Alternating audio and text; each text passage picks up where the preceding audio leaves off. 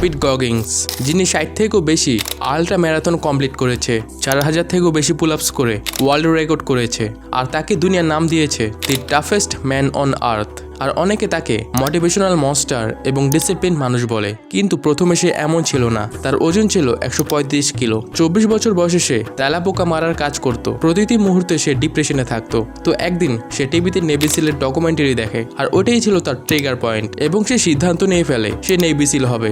কিন্তু তার জন্য 3 মাসের মধ্যে তার 50 কিলো ওজন কমাতে হবে। সবাই বলেছে তুমি পারবে না, কিন্তু ডেভিড গগিংস সেটা করেই দেখিয়েছে। এরপর এসেছে তার সবচেয়ে বড় পরীক্ষা, হ্যালউইক, নেভি সিলের সবচেয়ে ভয়ানক ট্রেনিং, যেখানে 75% মানুষ প্রথমেই হার মেনে ফেলে। কিন্তু ডেভিড গগিংস এটাকে কমপ্লিট তো করেছেই, এমনকি 3 বার। তার পাগলাম এখানে শেষ হয়নি। সে দুনিয়ার সবচেয়ে ভয়ানক রেস ব্যাডওয়াটার 135 মাইলও কমপ্লিট করেছে।